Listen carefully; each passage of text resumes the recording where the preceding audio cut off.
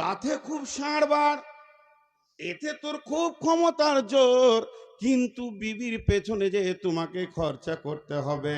আল্লাহ বলেছেন অবিমা আনফাকু মিন আমওয়ালিহিম ফাসসালিহাতুন কানিতাতুন হাফিদাতুন লিল গায়বি বিমা হাফিজাল্লাহ ওয়াল্লাতী তাখাফুনা নুসুজাহুন্না ফাইজুহুন্না ওয়াহজুরুহুন্না ফিল মাজাজি'i ওয়াজরিবুহুন্না ফাইন আতানাকুম ফালা তাবগু আলাইহিন্না সাবিলা ইন্নাল্লাহা কানা আলিয়ান কাবীরা। শেষ হয়ে গেছে জি। বিচার আছে, বিচার, ইনসাফ আছে। পৃথিবীতে ইনসাফ নাই। আমার এখানে যতটি খালা বসে আছেন, আমার বেটিটাকে বলছি না, যেগুলো আমার বয়সে আমার বোন, আমার থেকে ছোট ওইটি আমার বেটি, আমার থেকে একদিনের বড় ওইটি আমার খালা, খালাটিকে বলছি, যারা সাউরি হয়ে গেছেন, শাশুড়ি বেনে গেছেন, ওইগুলোকে বলছি বৌমাকে কষ্ট দিয়েন না, অত্যাচার করিয়েন না, কারণ আপনার বেটিও কারো বউ হবে। ইনসাফ নাই। একটা উদাহরণ দিলে বুঝতে পারবেন। উদাহরণ কি? ভাই বোন একই ভোজে বিয়ে হয়েছে, কথাটা বুঝাতে পারলাম? ও বেচারার মেয়েটাও বড় হয়ে গেছে, ছেলেটাও বড় হয়ে গেছে, তো দেখছে খরচা একবারই করব, তো একটা বহু দেখেছে, একটা ছেলে দেখেছে, জামাই দেখে একই ভোজে দুটো বিয়ে দিয়ে দিলে, বিয়ে হয়ে গেল। বেটির বিনিময়ে একটা জামাই পেল বাড়িতে, বেটার বিনিময়ে একটা বৌমা পেল বাড়িতে। খুব ধ্যান দিয়ে শুনবেন, সাউরিরা শুনবেন। খালা আপনারা আমার বয়সে বড়, আপনাদের পা গুলো ধরে বলছি, লজ্জা করিয়ে নামি, আপনার পেটের বেটা, এটা মনে করি শুনেন। তো দুইটা ঘরে দুটা জিনিস আসলো, একটা বৌমা আসলো আর একটা জামাই আসলো। এবার বলেন, ওই জামাইটার যে আনন্দ লুকিয়ে আছে তোর বেটির কাছে, তেমনি তোর বৌমার কাছে তোর বেটার আনন্দ লুকিয়ে আছে। এটা কম করা যাবে? যাবে না। এখন হয়েছে কি, ওর বেটি বাড়িতেই আছে, এখানে ঝুনঝুনিতেই আছে, বিয়ে দিয়েছে কোথা? ওই সুজাপুর। জামাই ইয়ং ছেলে মানুষ, হঠাৎ শ্বশুর বাড়ি চলে এলো। বিবি আছে তো আসবে না, ঘন ঘন আসবে, চলে এলো হঠাৎ, একদম এসে টোটোতে নামছে, আর তখনই কারেন্ট চলে গেছে। কারেন্ট চলে গেছে, তো ঘরে বসতে দিয়েছে। তো শাওরি জিজ্ঞেস করছে, বাবা কেমন আছো, তোমার আব্বা মা কেমন আছে? ভালো আছে, সব জিজ্ঞেস হয়ে গেল। যে বেটিকে বলছে, খাদি জায়গায় পাখা করে দে ছেলেকে, দেখ কত কষ্ট করে গরম করে এসছে। ঠেলে দিলে বেটি নতুন নতুন লজ্জা করে, যা পাখা করে দে, পাখা করে দে, খাবারটা তুই লে যা, চাটা তুই লে যা। কেন? প্রত্যেকটি মা চায় আমার বেটিকে আমার জামাই প্রেম মহব্বতের বন্ধনে বেঁধে রাখুক। নতুন বিয়ে হয়েছে, বাইক নিয়ে 10টার সময় গেল একবার ফারাক্কা, আবার 12টার পর গেল কালিয়াচক, জোহরের সময় আরাম করে আসরের সময় আবার বলছে চল কালিয়াচক যাব। নতুন বিবি নতুন বাইক, শুধু যেন আনন্দের ফুর্তিতে দৌড়ছে। আর ওই খালা পাড়াতে বলে বেড়াচ্ছে, বোন গে জামাই একটা পেয়েছি, আমার বেটি ছাড়া সে কিছুই বোঝে না। সব সময় আমার বেটি 3 দিন থেকে গেলে সে 2বার আসবে। শুধু তাই নয়, আমার বেটি যদি বলে একটা টিপ নিব, কিংবা একটা ঠোঁট পালিশ নিব, গাল পালিশ নিব, ও নিজে আনবে না, বেটিকে সঙ্গে নিয়ে হাঁটবে। কলিজা ঠান্ডা হয়ে গেছে বোন, তোদের দোয়া ছিল, জামাই পেয়েছি কলছান্ডা। এরপরে হলো কি, বেটাকে বাপ পাঠিয়েছে, যা কাজ করতে হবে, মাঠে যা, বাগানে যা, এতটা কাজ আছে। কিন্তু তার কি কাজে মন বসছে? তারও নতুন বউ বাড়িতে আছে, সে কতক্ষণে ভাবছে হাবিবার মুখ দেখব, কারণ তারও বিয়ে হয়েছে ধুলিয়ানে, ওই রকম বউটা তার ঘরে রয়েছে। মাঠে থেকে হোক বাগান থেকে হোক 3-4 ঘন্টা 10 ঘন্টা বউকে দেখতে পায়নি, ক্লান্ত হয়ে যখন বাড়ি ঢুকছে তখন বেলা 1:30 বাজে। মা পাখাটা নিয়ে এসে বলছে, আহারে বেটা তোর কত কষ্ট হলো। বেটাকে মা পাখা করছে আর বউকে বলছে তাড়াতাড়ি তরকারিটা করেলে বেটা খাবে। কিন্তু আসলে মা বুঝলো না শান্তিটা কার কাছে লুকানো আছে। আল্লাহ কোরআনে বলছে শান্তিটা লুকানো আছে তার বিবির কাছে, অতএব তাকে আসতে দিছেন না। যখন কাছাকাছি হয়েছে সমস্ত কাজ সেরে, তখন হাবিবা বলছে, ও আমার প্রিয় স্বামী রে, তুমি যখন ঘাম ঝরিয়ে 1:30টার সময় ঢুকলে তো আমার হৃদয়টা উতল পাতল করছিল, একটু পাখা করে দেব। শুধু তোমার মায়ের ভয়ে আমি আসতে পারিনি। তখন সে বিবিকে স্বামী উত্তরে বলছে, রে বেগম রে, ধৈর্য ধর, এই ফ্যামিলিতে আর থাকবো না, আমার মায়ের ইনসাফ শেষ হয়ে গেছে, বেটির দিকে এত আনন্দ। এরপরে ওই বৌমাটা বলছে স্বামীকে, চলো না একবার ঘুরে আসি কালিয়াচক থেকে। শুধু একবার গাড়ি নিয়ে বেরিয়ে গেছে, সন্ধ্যার সময় ঢুকেছে। আমার খালামা পাড়াতে বলে বেড়াবে, বহু একটা পেয়েছি কলিজা জ্বলিয়ে দিলে, খালি বেটাকে নিয়ে মার্কেটে দৌড়ছে। এর আদালতে ন্যায় বিচার নাই, এর জন্য প্রত্যেকটি ফ্যামিলিতে অশান্তির আগুন দাও দাও করে জ্বলছে। বাপ মাকে দেখতে চাইছে না ছেলেরা, কেন? তাদের আদালতে ন্যায় বিচার না থাকার কারণে। যেমন তার মেয়েকে নিয়ে ঘুরলে তার জামাই কলিজা ঠান্ডা হয়, তো অমনি এদেরকেও সুযোগ দাও খালামা। যদি তুমি সুযোগ দাও, যদি তুমি সুযোগ দাও, তো ওই বৌমাটা মা মা বলবে, কলিজা ঠান্ডা করে নেবে তোমাকে দিয়ে। কিন্তু আসলে ফ্যামিলি শেষ হয়ে গেছে। এবার লসটা বলে দিয়ে আমি ওই আয়াতটার দিকে চলে যাব। টোটাল লস কি হচ্ছে এখানে, আপনারা যদি একবার মুখ খুলেন, হাত দুটো ধরে বলছি, তো আমি আনন্দিত হব। শেষবারের মতো একটু আমাকে শান্তি দেন, একটু আনন্দ দেন, ভালোবাসা দেন। আপনাদের আমি মেহমান। সেটা কি? প্রত্যেকটি পাড়াতে গ্রামে আজকে ভালো ছেলে পাওয়া যাচ্ছে না। তার মেন কারণ হচ্ছে, আপনি যে জমি থেকে ফসল নেবেন, নিয়ত করেছেন একটা 4 বিঘা আছে, এটাতে আমি আলু নিব, এটাতে আমি গম নিব, এটাতে আমি পেঁয়াজ নিব, এটাতে আমি কফি নিব, এটাতে আমি টমেটো নিব, এটা আমি পাতকপি নিব। যখন আপনি দামি দামি ফসলের চিন্তা করবেন, তখন সেই জমিটার প্রতি যত্নবান হতে হবে। তাকে সার, রাসায়নিক সার, চাষ, নিরান, দুবড়ি মারা, সমস্ত রকম চিন্তা আপনাকে রাখতে হবে। আর ওকে সুন্দর করে মাটিগুলোকে ফুলিয়ে রাখতে হবে। আপনি যা চাইবেন তাই পাবেন।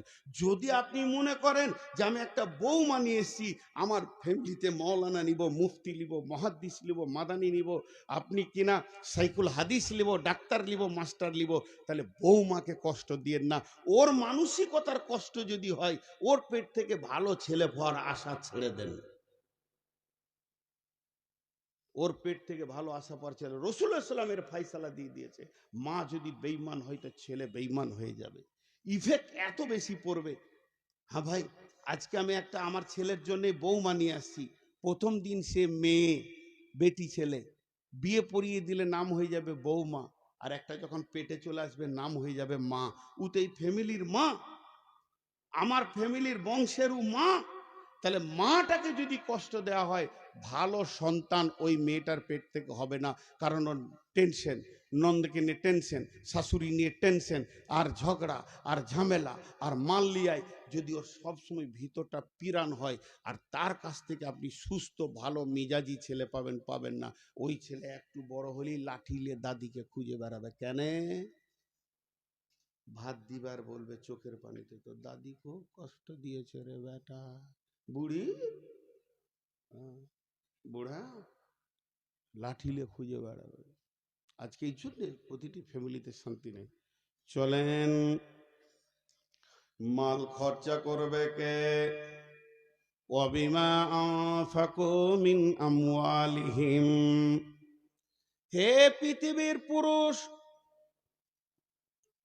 ইনকাম করো, বিবির পেছনে মাল খরচা করো, বিবির মালের আশা করিও না। যারা শ্বশুরের মালের বিবির মালের আশা করে তাদের মতো দ্রোহ ভিখিরি পৃথিবীর বুকে কেউ নাই। আল্লাহর নবী বলছেন, মেয়েটা যখন তুমি আনবে তো মহারানা আদায় করো। আর আল্লাহ বলছেন ওই মেয়েটার পেছনে সারা জীবন তুমি চিকিৎসা, খাওয়া, কাপড়, মন্য, বস্ত্র, চিকিৎসার পেছনে তুমি খরচা করো। তাহলে একদিকে নবীজি বললেন তুমি মহারানা দিয়ে মালটা আনো, আর একদিকে বললেন আল্লাহ যে তার পেছনে খরচা করো। তাহলে দুইজন মহান ব্যক্তি, একজন মাবুদ আর একজন ব্যক্তি, একজন মহান ব্যক্তি আর একজন মাবুদ, যিনি ওয়াহদাহু লা শারীক, আমাদেরকে প্রসেসিং দিলে যে বউ আনার সময় দুইটি কাজ তুমি চিন্তা করো। আমাদের চিন্তাটা উল্টা, আমরা টাকা লিব, বলিব। আল্লাহ বলছে চল ঘরের ভিতরে অশান্তি ভরে দিব। জি ভাই, সিলিং ফ্যান দেখেছে? সিলিং ফ্যান দেখে না এখানকার লোক। কি দুঃখের বিষয়, কত মাল নিয়ে বেরাবো ট্রাকে জালসা করতে গেলে, একবার হ্যাঁ না বলছে না রে ভাই। হ্যাঁ, একজন বলছে, এগুলো জালসার গল্প আর কি, যে এই খুঁটি থেকে এ পর্যন্ত দড়ি টেনে দাও তো, দড়ি টেনে দিয়েছে, যে বলছে যতটি বইয়ের কথা শুনে এই দিকে থাক, আর যে শুনে না সেই দিকে থাক। সবটি ওই দিকে চলে গেছে, বইয়ের কথা সবাই শুনে, একজন একা আছে। তোকে বলছে আই তোকে মুসাফা করি, তোকেই দেখে আমার কলজে ঠান্ডা হলো। বাকি সব বইয়ের কথা শুনে বলছে হুজুর তা লয়, আমার খুব জ্বর, শরীর খারাপ। তা আপনি এসছেন যে নূর মোহাম্মদ জালসা শোনা, জিদ ধরে নিলাম, ছাড়ে না বাড়িতে যে তোমার শরীর খারাপ, যেও না। তো বিবি শেষকালে বলে যেদিকে ভিড় হবে ওইদিকে যেও না। ও আবার 1 নম্বর বউ মানলে আলা, তাহলে সবটি জিরো হয়ে গেল রে। হুম। আর একজনের চোখ মুজে জালসা শুরু করেছে, এমনি করে খালি সুর চালিয়েছে, চোখ খুলে দেখছে কেউ নাই, খালি একজন দাঁড়িয়ে আছে। 200 শ্রোতা যত ছিল নারী পুরুষ সব ঘর চলে গেছে, ওর বায়ান খুলে চোখ খুলে দেখছে একজন আছে। বলছে তুই মনে হয় আমার জালসাটা বুঝেছিস, একবার মুসাফা করি। আর কেউ বুঝেনি, সব গাধাটি ঘর গেছে। ও তখন বলছে তা লয়, চেয়ারটা আমাদের, মা বলেছে চেয়ার না নিয়ে এলে মারবো তোকে, ওই জ্বালাতে দাঁড়িয়ে আছি। এ তো হতভাগার কপাল। তা আপনাদেরকে কি বিবিরা বাড়িতে বলেছে যে মুখ খুলবি না নূর মোহাম্মদের সামনে? মুখ যদি খুলিস তাহলে হলো, বলেছে কে? আর হ্যাঁ না বলে না? তো বলে নাই তো মুখ খুলছেন না কেন? জি এতটি বেটা ছেলে বসে আছেন তো। জি, একজনের ঘরে সাপ ঢুকে গেছে, সাপ, তো লাফিয়ে খাটে উঠেছে, দেবো যে একটা বেটা ছেলে ডাক্তারে, সাপটা মারতে হবে। তোর বউ বলছে তুমি যে বেটা ছেলে, ও তাহলে লাঠি দে। ওর এতক্ষণে খেয়াল হলো যে ও বেটা ছেলে। জি ভাই, আর কত বলবো আপনারাকে, আমি ক্লান্ত হয়ে গেছি। 480 সুগার, আমার গাড়িতে রিপোর্ট ভরে নিয়ে বেড়াচ্ছি, কখন কি ঘটতে পারে। জি বাঁটিয়ে গেছে, পানি দিয়ে দিয়ে চালাচ্ছি, তা আপনারা মুখ খুলছেন না, একবার মুখ খুলবেন। আল্লাহ তাবারাক ওয়া তাআলা বলছেন পুরুষ তুমি বিবির পেছনে খরচা করবে।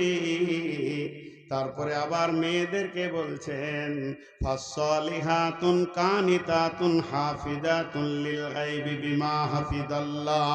ও নারীকল মা আমার, বোন আমার, বেটি আমার, যদি কোনো বৌমা আমার এখানে রয়েছেন, যারা আমার বৌমায়ের বয়সে বৌমা আর বেটি, এদেরকে বিশেষ করে আমি একটা ওসিয়ত করছি, যদি তোমরা মনে করো যে আমরা যে ফ্যামিলিতে থাকবো, যে এলাকায় থাকবো, যে বস্তিতে থাকবো, আমি ভালো বৌমা হব, আমাকে নিয়ে শ্বশুর শাশুড়ি স্বামী আনন্দ পাবে, এবং আমার আল্লাহ আমার ওপরে খুশি হবে, আমার আল্লাহ খুশি হয়ে আমাকে জান্নাতের মেহমান বানাবে, তো আমার রব বলছে তোমার ভিতরে 3টি গুণ নিয়ে এসো।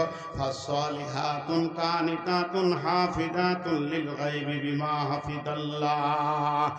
1 নম্বরে সলিহা হও, 2 নম্বরে কানেতা হও, আর 3 নম্বরে হাফেজা হয়ে যাও। যদি কোনো মেয়ের ভিতরে 3টে গুণ থাকে রে বেটি আমার, ও আমার বৌমা, তা আল্লাহ তোমাকে দুনিয়া এবং আখেরাতে সুখী করবে। অতএব 3খানা গুণ তোমরা কষ্ট করো নিজেদের মধ্যে নিয়ে এসো। সলেহা, সলেহার তফসির করতে গিয়ে বলেছেন সল্লাত খামসাহা, সামাত সাহারাহা, আহসানাত ফারজাহা, আতাত বালাহা। এইটাকে নিয়ে যদি কথা বলি তো 2 ঘন্টা চলে যাবে। শর্টে বলছি, নামাজি হবে, রোজাদার হবে, পর্দার ভিতরে থাকবে এবং স্বামীর ইতাআত করনেওয়ালি হয়ে যাবে, তাকে সলেহা বলা যায়। জি, স্বামীর ইতাআত করনেওয়ালি হয়ে যাবে। আমাদের এই মালদা জেলায় সব থেকে দামি বক্তা কে জানেন? বদরুদ্দোজা নদভী। আমি ওনার সঙ্গে যদিও বন্ধুসুলভ আমার সঙ্গে কথা বলে, আমি ওস্তাদের নজরে দেখি। তো উনি যে জালসায় যাবে খালি একটা কথা বলবি, আর ওটা আমি ছাড়াইতে পারছি না। কি বলে বলে কি? হ্যাঁ, অবলা সরলা কমলা মা বোনেরা, অবলা, ওদের যা চোপার জোর আছে পৃথিবীর কারু আছে? ওরা অবলা বলছে। জি, 3 দিন আগে বাড়ি থেকে বের হয়েছি, তা আমার বিবি আমাকে ঠান্ডা করে দিলে চোপা চালিয়ে। জি, কেন এত জালসা, বাড়িতে থাকতে হবে, কিছু মানা যাবে না। জি ভাই, আপনারা মনে মনে ভাবছেন তাহলে মৌলবীর বউটা তাহলে বদমাস। একই ফ্যাক্টরি রে ভাই। আপনি কি ভাবছেন যে আমার টাটা কোম্পানি, আপনাদের কি বিড়লা কোম্পানি? একই ফ্যাক্টরি। সব আপনার বিবির কাছে যায়, আমার বিবির কাছে দেয়। তো এরা অত্যন্ত কথা বলে, কানেতা। আর উনি বলেন কমলা, নরম। কে বললে নরম? খুব দিল শক্ত, সতীনের ছেলেদের কলজে ভেজে খেয়ে নেবে। কে বললে নরম ওরা? সরলা মানে সাদা সিধে সরলা। জিলিপির 3 গুণ পেঁয়াজ, জিলিপির 3 গুণ পেঁয়াজ। জিলিপির মধ্যে 3টে গুণ আছে, দেখতে ভালো, রস আছে, পেঁয়াজ আছে। দেখতে ভালো, রস আছে, পেঁয়াজ আছে। মেয়েদের মধ্যে 3টে গুণ আছে, দেখতে ভালো, রস আছে, পেঁয়াজও আছে। এমন পেঁয়াজ আছে কতজনকে যে ঘোল খাইয়ে দিলে বাপ। জি, পৃথিবীর সব থেকে ধারালো অস্ত্রের নাম কি বলেন? খুঁড়, হেঁসিয়া। পৃথিবীর যত ধারালো অস্ত্র আছে নিয়ে আসেন, যত বড় মেশিন আছে, গাছ কেটে দেবে, লোহা কেটে দেবে, রেল লাইন কেটে দেবে, কিন্তু বাপ বেটার সঙ্গে আত্মীয়তা কাটতে পারবে না, মা বেটার আত্মীয়তা কাটতে পারবে না। এর থেকে ধারালো অস্ত্র হচ্ছে মেয়েদের চোখের পানি। এমন করে স্বামীর কাছে কাঁদবে, যে মা জন্ম দিয়েছে তার সঙ্গে সম্পর্ক চলে যাবে, বাপের সঙ্গে সম্পর্ক চলে যাবে। বাপ আঙুল ধরে ধরে মানুষ করেছে, বেটা আমার ভবিষ্যতে পাশে পাশে থাকবে, সেই বেটা শ্বশুর ঘরে গিয়ে থাকবে। অতএব এত ধারালো অস্ত্র পৃথিবীতে আর নাই। নারীরা 3 জায়গায় কাঁদে, নারীরা 3 জায়গায় কাঁদে, নারীরা 3 জায়গায় কাঁদে। একটা হলো অস্ত্র বানানোর জন্যে কাঁদে, এরা সুখেও কাঁদে, দুঃখেও কাঁদে। অতএব দুঃখে যদি বিবি কাঁদে, আপনি দুঃখের সঙ্গী হয়ে যান। আর যদি সুখে কাঁদে, তার সঙ্গে সুখের আনন্দে আপনিও আনন্দ করেলেন বিবির সঙ্গে। কিন্তু বিবি যদি অস্ত্র বানানোর জন্যে, বাপ মায়ের সঙ্গে ছিন্ন করার জন্যে চোখের পানি ফেলে, তখন আপনি নিরেট পাথর হয়ে যান আর চুপচাপ বসে যান, তার সঙ্গে সঙ্গী হয়েন না। তার কারণ হচ্ছে পৃথিবীর বুকে সব থেকে ধারালো অস্ত্র হচ্ছে নারীর চোখের পানি, যেটা মায়ের সঙ্গে আত্মীয়তা, ভাইয়ে ভাইয়ে আত্মীয়তা সমস্তকে কেটে তছনছ করে দিতে পারে। এখন তো পা ভ্যানটা দুনিয়া থেকে চলে গেল। পা ভ্যান দেখেছেন? ভ্যান ভ্যান ভ্যান কোথায় জলসা করছি গো আজি? বুড়া গরু ঠেলে ঠেলে কি চাষ হয়? এটা বলবো, এরপরে একটা জিজ্ঞেস করব, যেমন সাউন্ড তেমনি বয়ান। সাউন্ড নাই, সালাম আলাইকুম। দোষ আমার নাই। মরা গরুর চিকিৎসা হয় না, মরা রুগীর চিকিৎসা হয় না, জীবিত রুগীর। তো ভ্যান, ভ্যান এমন একটা জিনিস, ভ্যানের সামনে চাকাটা ডান দিকে টাল থাকে। কেন টাল থাকে? টালটা যদি না থাকে তাহলে মানুষ মাল টানতে পারবে না। চাকাটা যদি সোজা করে দেয় বুকে চাপ লাগবে, আর টাল করে দিলে দুই পেশিতে লাগবে। এর জন্য বৈজ্ঞানিক প্রসেসে ওকে টাল করে দেওয়া হয়। ওই টালের কারণে সমস্ত 5 বস্তা 7 বস্তা চাউলকে একটা মানুষ টেনে নিয়ে যায়, তার বুকে লাগে না। যদি টাল না থাকতো তাহলে টানা বড় মুশকিল হয়ে যেত। অতএব টাল আছে তোরা লাভ আছে কি? যদি আপনি ভালো ড্রাইভার হন তাহলে 1 নম্বর আপনি চেপে আনন্দ পাবেন, 2 নম্বরে একটা জায়গা থেকে আর একটা জায়গা চলে যাবেন, 3 নম্বরে আপনার মালগুলি ভ্যান নিয়ে চলে যাবে। তো মেয়েরা হলো ওই রকম ভ্যানের মতো, ওদের টাল আছে। যদি আপনি ড্রাইভার ভালো হন তাহলে আপনার জীবনটা 25 বছর থেকে 75 বছরে চলে যাবে, গোটা সংসারটা টানবে, সঙ্গে নিয়েও আপনি আনন্দ পাবেন। তবে ড্রাইভার যদি ভালো না হয়, ভ্যানের রোগ আছে, ওটা পট করে বেঁকে যাবে, নয়নজুলিতে গিয়ে খালে পড়বে, আগে ড্রাইভার পড়বে তার উপরে মাল পড়বে। এটাই হলো ভ্যানের প্রসেস। তেমনি বন্ধুরে আমার, ঠিক মতো বিবিকে যদি চালাতে না পারো, নয়নজুলিতে পড়বে মানে বাপের বাড়ি ছেড়ে শ্বশুর বাড়িতে বাসা বাঁধবে, আর তোমার ঘাড়ে চেপেও নেতৃত্ব করবে, তোমাকে বাড়ির রাখাল বানাবে। অতএব এদেরকে চালাতে গেলে